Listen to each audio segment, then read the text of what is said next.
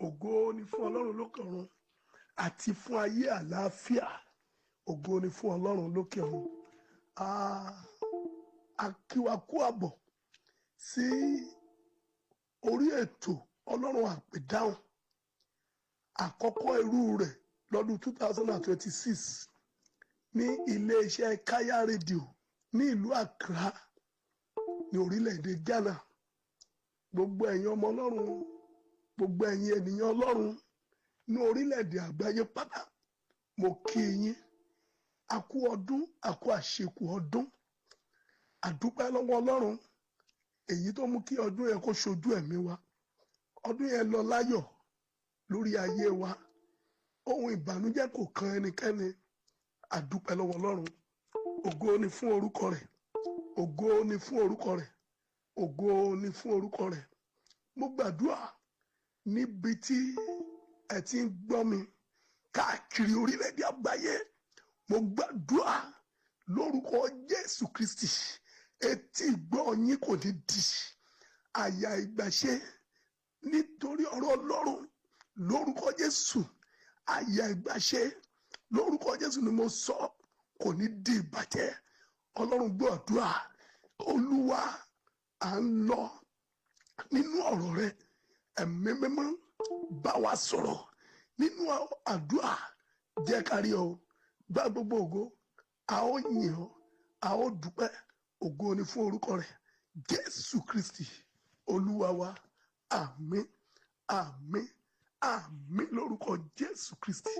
Lórí ètò ọlọ́run àpèdáhùn, níbi tí a ti ń sọ̀rọ̀ ọlọ́run, níbi tí a ti ń gbàdúrà, tí a dẹ̀ ń yin ọlọ́run alààyè.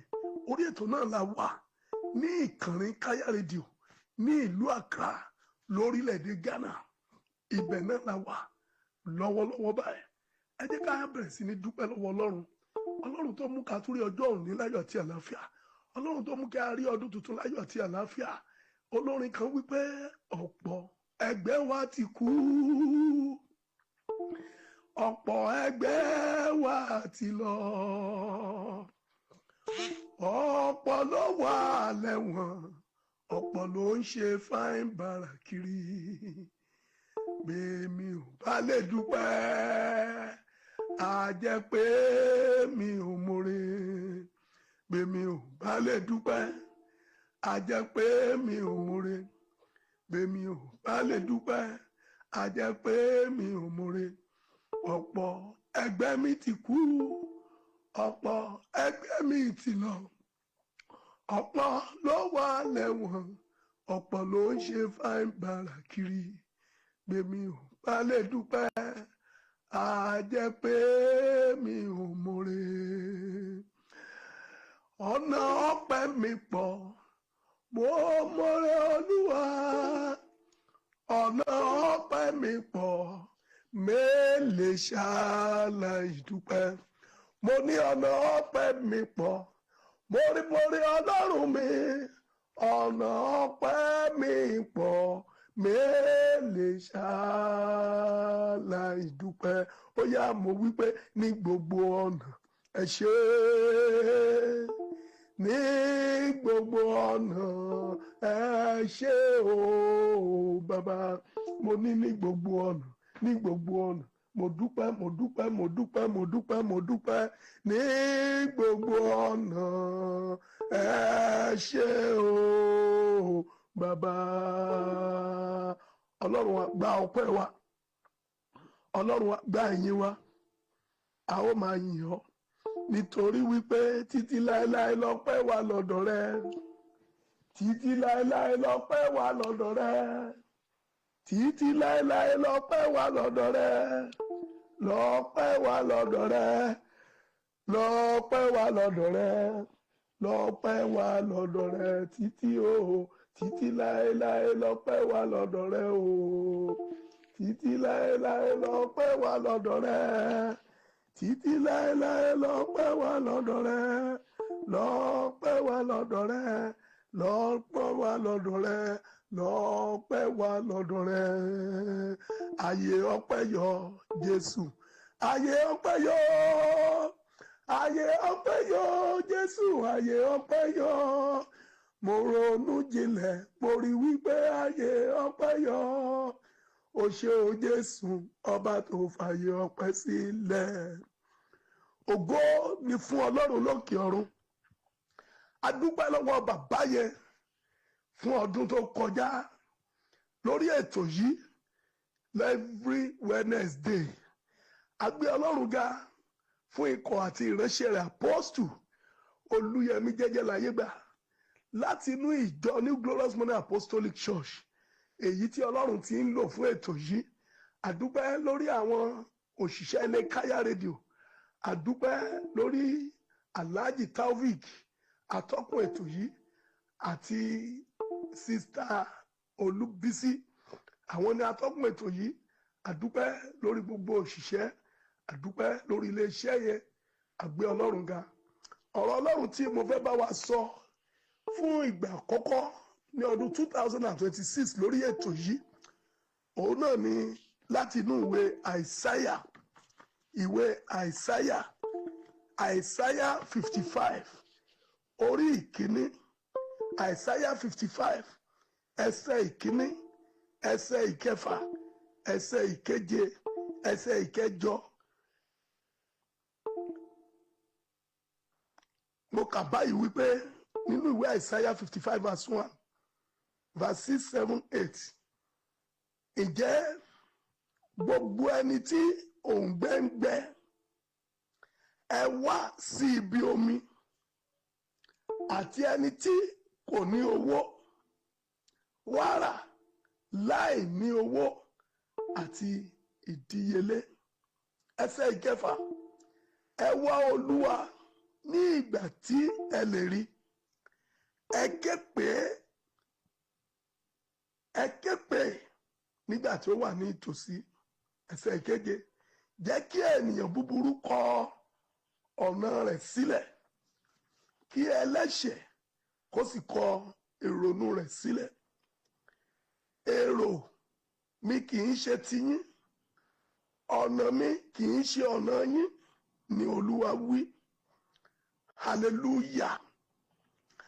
Arákùnrin àti arábìnrin, ọ̀rọ̀ Ọlọ́run ló kọ sí ọ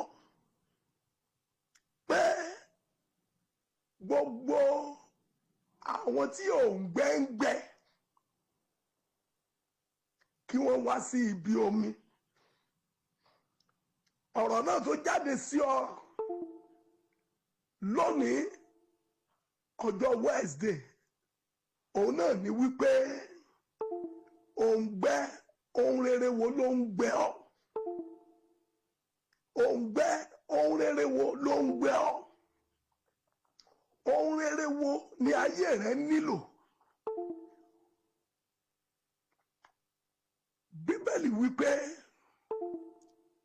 gbogbo ẹ̀yin tí òǹgbẹ ń gbẹ, ẹ wá sí ibi omi. Ìwọ tí òǹgbẹ ohun rere ń gbẹ ọ́, wá sí ibi omi, omi ìyè tí ń ṣe Jésù Kristi. Ní ọdún yìí,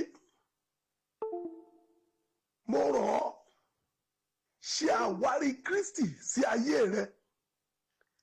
Ní ọdún yìí, mo rọ̀ ọ́, ṣe àwárí omi ìyè tí ń ṣe Jésù Kristi.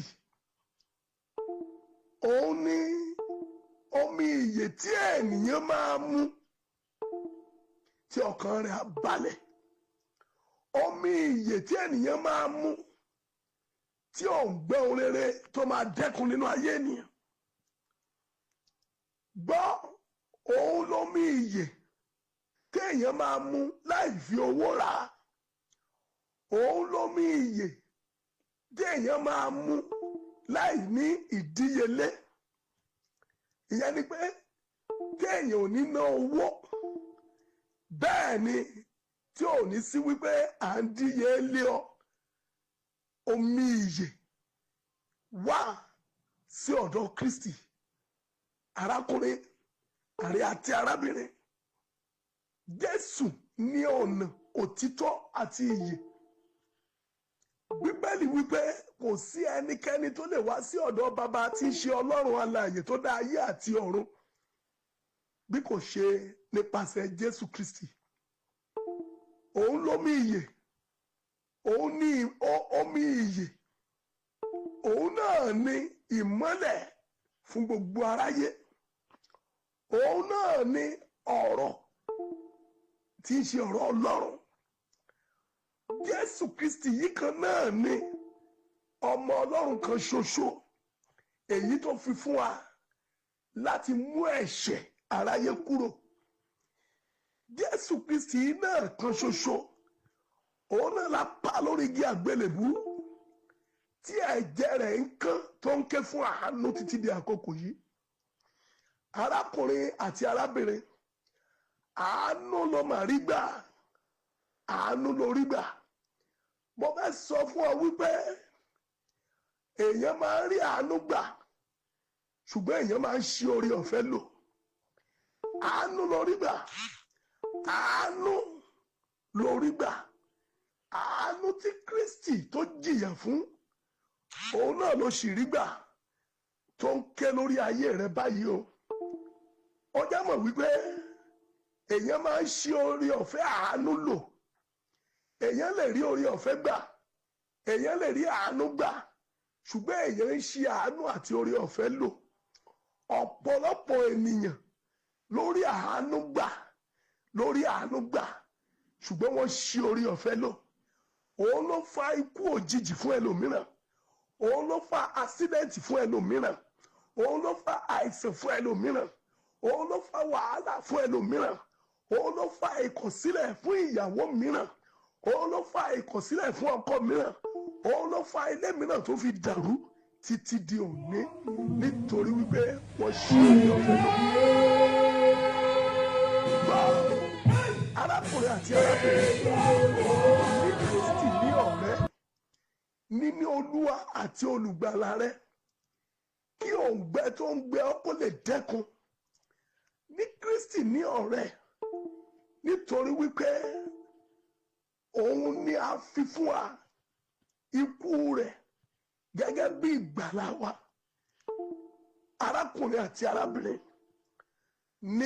ní Olúwa àti olùgbàlà rẹ, oore ọ̀fẹ́ tí o ní, àánú tí o ní, má ṣe ṣìlò. Gbọ́ nǹkan tí ìwé Àìsáyà 55 yẹn verse 6, gbọ́ ohun tó tún sọ. Bíbélì wípé ẹ wá Olúwa ní ìgbà tí ẹ lè rí, ẹ ké pè nígbà tí ó wà ní ìtòsí. Àánú ló rí gbà báyìí o, oore ọ̀fẹ́ ló ń lò lọ́wọ́lọ́wọ́.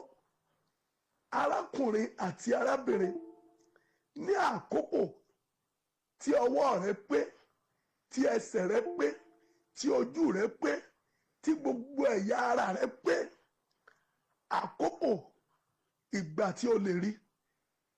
Ìkejì, àkókò ìgbà tí o lè rí, òun náà làkókò yìí, nígbà tó ṣì wà láyé, nígbà tó wà láàyè, nígbà tó ò tí ì lọ sínú káà ilẹ̀, nígbà tí a ò tí ì dùnkú.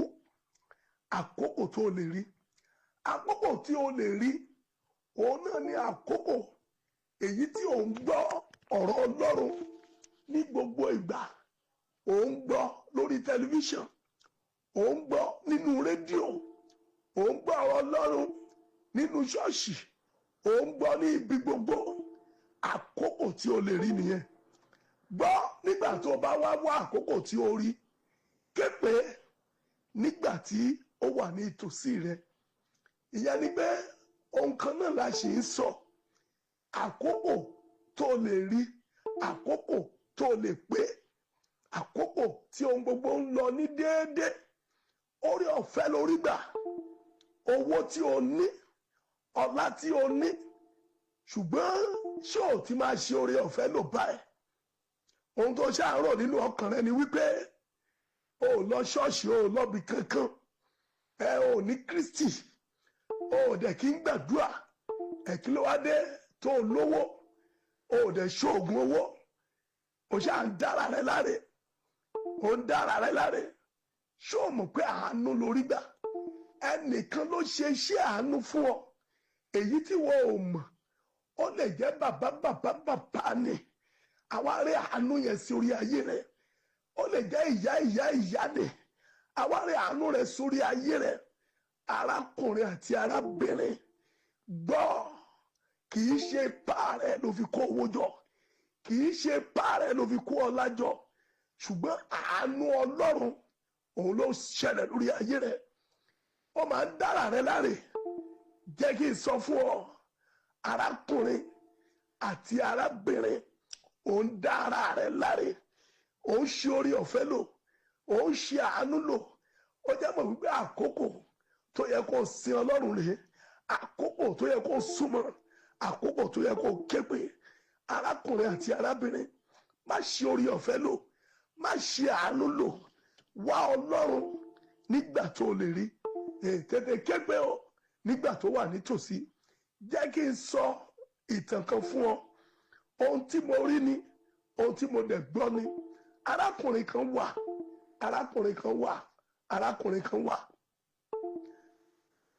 Ó ní àrùn tí a ń pè ní stroke. Àrùn kan tí a ń pè ní stroke.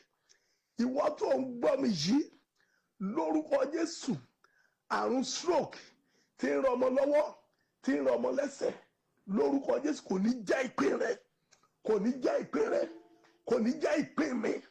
Ò ní ní stroke. Ṣùgbọ́n ọkùnrin tí mò ń sọ yìí, mo ṣe ìbápàdé rẹ̀.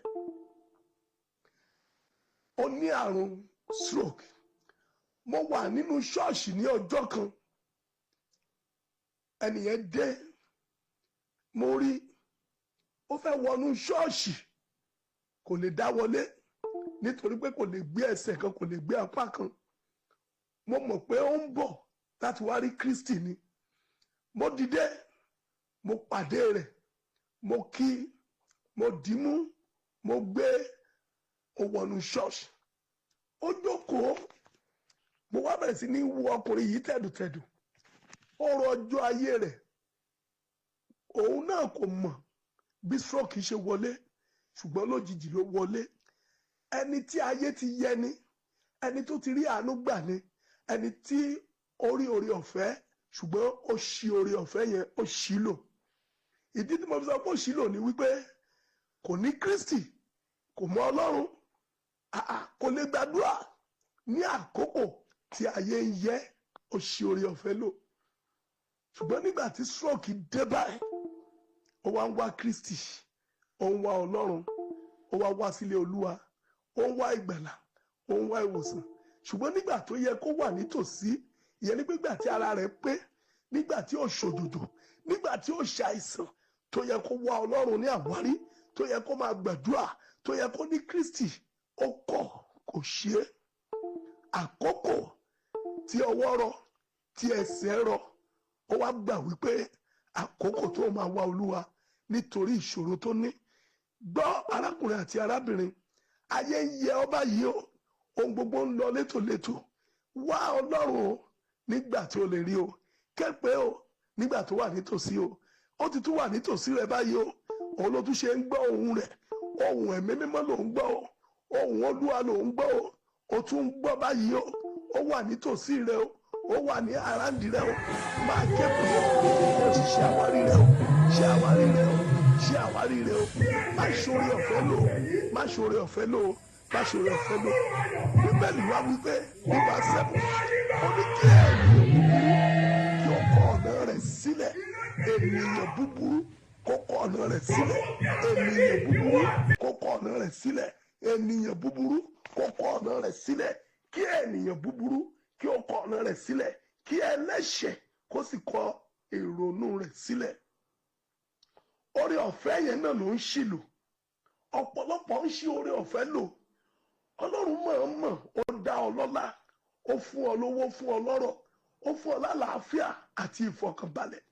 Ṣùgbọ́n nítorí pé òun hùwà ìwà búburú ọwọ́ rẹ̀, ó mú kó ṣí oore ọ̀fẹ́ lò.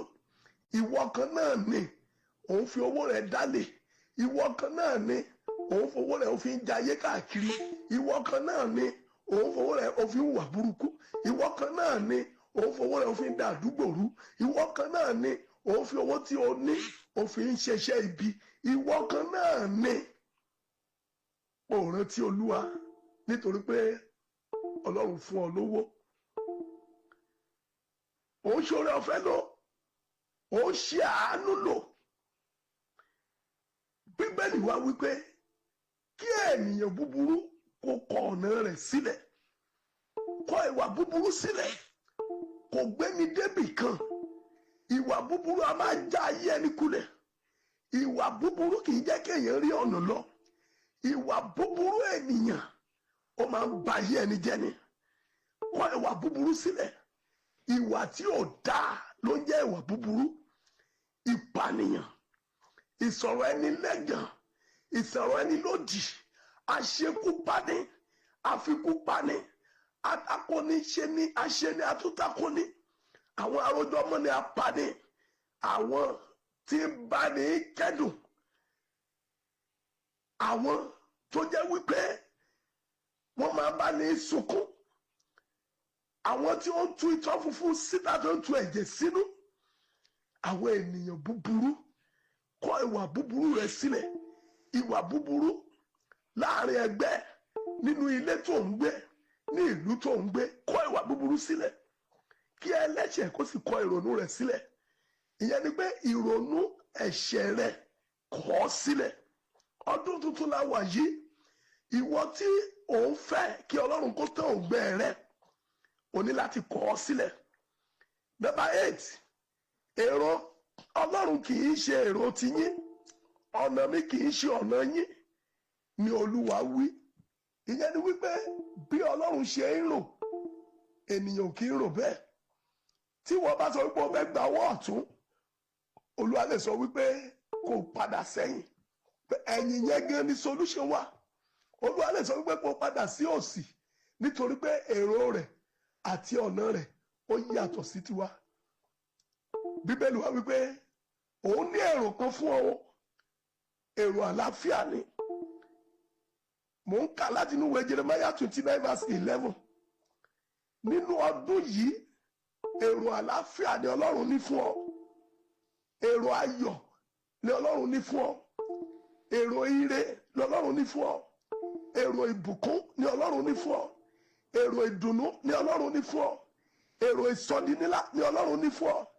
Èrò ìgbéga ni Ọlọ́run ní fún ọ. Gbọ́ ohun tí Bíbélì wí nínú ìwé Jeremiah 29:11. Nítorí èmi mọ èrò mi sí yín. Ọlọ́run ló ń sọ̀rọ̀. Èmi mọ èrò mi sí yín ni Olúwa wí. Àní èrò àlàáfíà, kì í sì í ṣe fún ibi, láti fún yín ní ìgbà ìkẹyìn àti ìrètí. Ìyẹn ni wípé Ọlọ́run ò ní èrò ibi fún ọ. Má fi ọwọ́ ara rẹ fa ibi nínú ọdún yìí. Má fi ọwọ́ ara rẹ rẹ́ ibi lé ara rẹ lórí nínú ọdún yìí. Má ro èrò ibi sí ara rẹ. Èrò àlàáfíà ni Ọlọ́run ní fún ayé rẹ. Kì í ṣe fún ibi, kì í dẹ̀ ṣe fún wàhálà àti ìdààmú. Èrò fún ìgbà ìkẹyìn, èyí tó jẹ́ ire, àti fún ìrètí ògo. Èrò tí Ọlọ́run ní fún ọ rèé nínú ọdún yìí. Arákùnrin àti arábìnrin, mo rọ̀ ọ́, ìwọ tó ń wojú Ọlọ́run fún ire, fún ayọ̀, fún ìgbéga, ìwọ tí ò ń gbẹ́ ohun rere ń gbẹ́, súnmọ́ Ọlọ́run, ọ̀rẹ́ kó lè súnmọ́. Ó fẹ́ràn rẹ, ẹ̀ṣẹ̀ ló mú yapa wá, àfi kó súnmọ́. Ọdún ayọ̀ lọ́dún yìí, ọdún tí Ọlọ́run máa lo iṣẹ́ àmì àti iṣẹ́ ìyanu nínú ayé àwọn ènìyàn, ọdún tí Ọlọ́run máa gbé àwọn ènìyàn ga, ọdún tí Ọlọ́run máa bẹ ayé àwọn ènìyàn wò. Ìwọ ni kó o tètè súnmọ́ Ọlọ́run, kó o ṣèfẹ́ Ọlọ́run, kó o gba Ọlọ́run gbọ́, yóò sì gbọ́, yóò sì gbà. Ògo ni fún orúkọ rẹ̀. Fi ayé rẹ fún Kristi. Ìwọ tí o ṣetán láti fi ayé rẹ fún Kristi, láti bá Ọlọ́run rìnrìn àjò nínú ọdún yìí, ìwọ ni kó máa wí tẹ̀lé mi. Wàá wí tẹ̀lé mi pé mo fẹ́ Olúwa, mo fẹ́ Olúwa, mo fẹ́ Olúwa, nítorí wípé òun ni ẹlẹ́dàá mi. Mo fẹ́ Olúwa nítorí wípé òun ni Ọlọ́run mi. mo fẹ́ Olúwa nítorí wípé ó fẹ́ mi. Mo fẹ́ Olúwa bẹ́ẹ̀ ni mo sì fi ayé mi fún Kristi láti òní lọ àti títí láéláé. Àmín. Mo gbàdúrà fún ọ ní orúkọ Jésù Kristi ti Násárẹ́tì. Òǹgbẹ ohun rere tó ń gbẹ ọ lórúkọ Jésù, omi ayọ̀, omi ìtùnú, omi ìṣerere, omi ìsọdínilá lórúkọ Jésù, Ọlọ́run kó fún ọ mu nínú ọdún yìí ni. Lórúkọ Jésù mo ní kó fún ọ mu. Omi ìyè kó fún ọ mu. Omi ìgbéga kó fún ọ mu. Omi ìṣerere kó fún ọ mu. Kó fún ọ lómi ìyè, kó fún ọ lómi ìyè, kó fún ọ lómi ìyè láti òní lọ. Èmi sọ lórúkọ Olúwa, èrò rere Ọlọ́run kó wá sí ìmúṣẹ lórí ayé rẹ. Èrò rere Ọlọ́run kó wá sí ìmúṣẹ lórí iṣẹ́ rẹ. Èrò rere Ọlọ́run kó wá sí ìmúṣẹ lórí ìgbà rẹ. Lórúkọ Jésù Kristi ni mo sọ.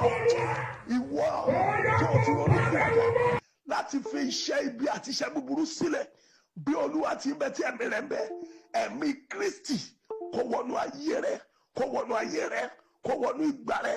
Nínú ọ̀sẹ̀ yìí, ní òní gẹ́gẹ́gẹ́, nínú oṣù yìí, nínú ọdún yìí, kó rí àlàáfíà, kó rí ire, kó rí ayọ̀, kó rí ìdùnnú, kó rí ìsọdínlá, kó rí ìgbéga lórúkọ Jésù. Ọ̀nà rẹ kó là síre bí o ṣe ń lọ nínú ọdún yìí. Kó lọ wọnú ayọ̀, kó wọnú ìgbéga, kó wọnú ìyanu, kó rí ìyanu, kó rí ìyanu.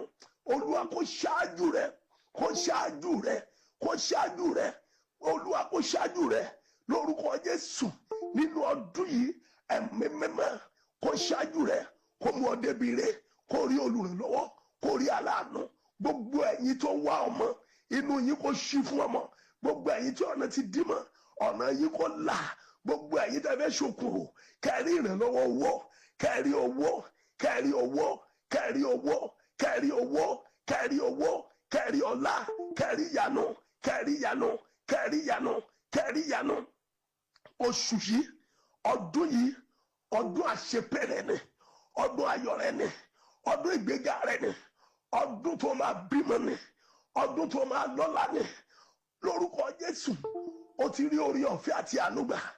O ní ṣe orí ọ̀fẹ́ lò, o ní ṣe àánú lò. Ìyanu máa ṣẹlẹ̀, ọkàn rẹ á balẹ̀. Bọ́dẹ̀ ṣe máa rí nìyẹn, o máa rí ìyanu.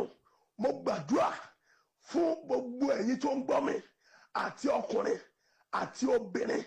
Ẹ ò ní kú ikú kíkú kan, ẹ ò ní kú kú òjijì, ikú ò ní pa yín. Ọlọ́run gbọ́ àdúrà, ó ti rí bẹ́ẹ̀. Ìwọlẹ̀ rí kan, ó dẹ̀ máa ṣe bí ọba. Ayé rẹ̀ á ṣe bí ọba, ìgbà rẹ̀ á ṣe bí ọba. Ọlọ́run gbọ́ àdúrà. Mo gbàdúrà fún iléeṣẹ́ Káyà rédíò. Iléeṣẹ́ yìí, ìbẹ̀rẹ̀ ọ̀tun, òun rèé o. Ohun tuntun kó ṣẹlẹ̀ níléeṣẹ́ yìí, ohun tuntun kó máa ṣẹlẹ̀. Gbogbo ẹ̀yin òṣìṣẹ́ iléeṣẹ́ Káyà rédíò, lórúkọ Jésù Kristi ni mo gbàdúrà fún yín. Lórúkọ Jésù, ayé yìí kó nítumọ̀. Ìrànlọ́wọ́ tẹ́ nílò ní ọdún yìí, kẹ́ ẹ bá pàdé. Iléeṣẹ́ yìí ò ní jóná, ẹ ò ní rí wàhálà, ẹ ò ní rí ìdààmú. Mo gbàdúrà fún Alhaji Taofik, atọ́kùn ètò yìí, àti Sista Olúbísí. Lórúkọ Jésù Kristi, ìrànlọ́wọ́ tí ayé yìí nílò, kẹ́yìn náà kẹ́ bá pàdé nínú gbogbo pèdèpèdè àti rédíò pìrìsẹ́ńtà ní gbogbo àgbáyé. Ọ̀run kó gbé orí yín sókè lórúkọ Jésù. Kó ṣe oyin ní adùn, kó fi oyún sí ohùn yín. Ọ̀rọ̀ yìí kó máa dùn létí àwọn ènìyàn, ọ̀rọ̀ yìí kó máa yé àwọn ènìyàn. Ọgbẹ́ àti òye Olúwa kó fi fún yín. Ẹbí bàbá Káyà, àbọ̀ Ọlọ́run kó dájú lórí yín o. Ọlọ́run kó gbọ́ àdúrà. Àwọn èèyàn Ọlọ́run àti ikọ̀ tó ń sọ̀rọ̀ yìí, èyí tó ń wàásù, àbọ̀ Ọlọ́run kó dájú. Ọgbẹ́ àti òye Olúwa kó fi fún mi. Ìjọ ní Glorious Mother Apostolic Church lórúkọ Jésù kó máa tẹ̀síwájú. Ọlọ́run gbọ́ àdúrà. Orílẹ̀-èdè Ghana, orílẹ̀-èdè Nàìjíríà, Olúwa túnṣe. Ó ti rí bẹ́ẹ̀. Àwọn èèyàn Ọlọ́run, àwọn jọ dúpẹ́. Ògo ni fún orúkọ rẹ̀. Jésù Kristi Olúwa wa. Àmín, àmín, àmín lórúkọ Jésù. Èmi ni Apostle Olúyẹmí Jẹ́jẹ́láyégbà láti inú ìjọ ní Glorious Mother Apostolic Church ní ìlú Ọ̀tà ní number 6 Unity Street. Ibẹ̀ la wà lórílẹ̀‐èdè Nàìjíríà. A dáa fún yín, a dáa fún ọ, ọkàn rẹ̀ á balẹ̀. A fẹ́ bẹ̀rẹ̀ prógámù kan ní on 19. Prayer ni a bẹ̀rẹ̀ ní ìrọ̀lẹ́ aago 6 sí aago 8 bẹ́ẹ̀ ni ọjọ́ 12 ní program yẹn a ó máa rí lórí screen wa. God bless you, God bless Nigeria, God bless Ghana, God bless Kaya Radio.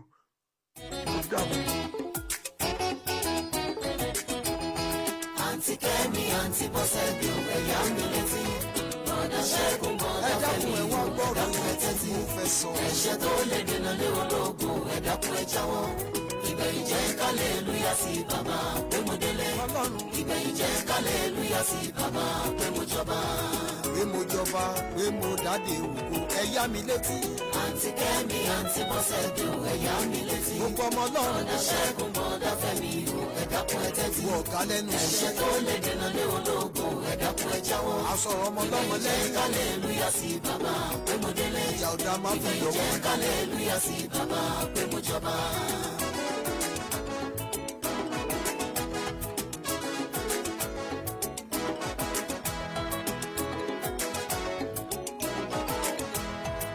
Ọ̀run àpàdé kójọ́ máa ráyé lójúmọ́. Ọ̀pọ̀ ló ń pariwo páyé la ó ṣe ká tó sọnù. Ọ̀pọ̀ nínú wọn wọ́n ti fàyè wọn bọ́ ọ̀run jẹ́. Wọ́n ti gbàgbé wípé ọjà láyé yìí ọ̀run nílé wa. Ohun tí máa dáwọ́lé tí mi ò fi ní bá ọ lọ o. Ohun tí máa dáwọ́lé tí wọ́n ò fi kọ̀ mí sílẹ̀. Olúwa dákun o, ràn mí lọ́wọ́ máa jẹ́ ìṣe. Olúwa dákun o, bàbá ro jẹjẹ rẹ. Àǹtí Kẹ́mi, àǹtí Bọ́sẹ̀ bí òun ẹ̀yà mi létí. Ọmọ Ọlọ́run ẹ tẹ́tí. Bọ̀dá Ṣẹ́gun, bọ̀dá Fẹ́mi, ẹ̀dákun ẹ tẹ́tí. Ẹgbóhùn alóore. Ẹ̀ṣẹ̀ tó lè dènà lé ológun, ẹ̀dákun ẹ jáwọ́. Ẹgbóhùn tọ́lọ́run Ìgbẹ̀yìn jẹ́ kálẹ̀lúyà sí bàbá pé mo délé. Ìgbẹ̀yìn jẹ́ kálẹ̀lúyà sí bàbá pé mo jọba. Àpamọ̀lẹ́kún jayé kò gbọ́ ohun tí ẹbí sọ fún ìjọ. Mo wáyé ayọ̀ wọ́n fomi wẹ̀ mí. Nígbà mo dáyé tán ohun ayé yìí fẹ́ fà mí. Àní mo fẹ́ kọ́lé, mo fẹ́ ra mọ́tò dandan. Mo fẹ́ ṣe babaláyé, mo fẹ́ jọba òun dandan. Ẹ̀gbọ́n fàbùrù sówó, ọkọ fàyà rẹ̀ sówó. Ohun ayé abáyé lọ, ọ̀rẹ́ mi rántí àti sùn rẹ̀. Ohun tajẹ́ láyé yìí kọ́ ló máa mú wa délé gbogbo. Ìgbàlà ẹ̀mí rẹ̀ ni Jésù béèrè lọ́wọ́ rẹ̀. Ó máa dáwọ́lé tí mi ò fi ní bá ọ lọ o. Ó ti máa dáwọ́lé tí wọ́n fi kọ̀ mí sílẹ̀. Olúwa dákun o, ràn mí lọ́wọ́ máa jẹ́ ìṣe. Olúwa dákun o, bàbá ro ẹ̀jẹ̀ rẹ̀. Àǹtí Kẹ́mi, àǹtí Bọ́sẹ̀ bí òun ẹ̀yà mi létí. Bàbá Bọ̀dá màmá Ṣẹ́gun, bọ̀dá Fẹ́mi, ẹ̀dákun ẹ tẹ́tí. Ẹ̀ṣẹ̀ tó lè dènà lé ológun, ẹ̀dákun ẹ jáwọ́. àwọn àìgbọràn yìí Ìgbẹ̀yìn ra jẹ́ kálẹ̀lúyà sí bàbá pé mo délé. Ìgbẹ̀yìn jẹ́ kálẹ̀lúyà sí bàbá pé mo jọba.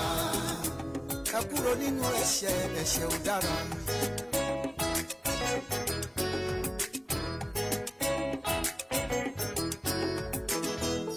Òpin ayé ti dé, ẹ kíyè sára.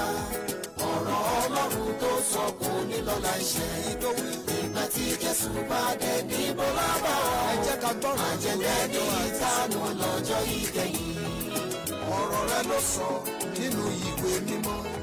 Ó rọrùn fún àwọn mi láti wọ òwò abẹ́rẹ́. Jù fún olówó láti bá bàbá jẹ́ òwò. Ọ̀nà tó ró lọ́nà iye ọ̀rẹ́ mi múra láti gbàgbẹ́ kọjá. Òpin ayé ti dé, ẹ kíyè sára. Ọ̀rọ̀ Ọlọ́run tó sọ kò ní lọ́la iṣẹ́. Àánú mú mi délé. Ìgbà tí Jésù bá dé níbo la bá ọ. Ó tọrọ orí ọ̀fẹ́. Àjẹ̀dẹ́ ní ìtanú lọ́jọ́ ìkẹyìn. Òpin ayé ti dé, ẹ kíyè sára.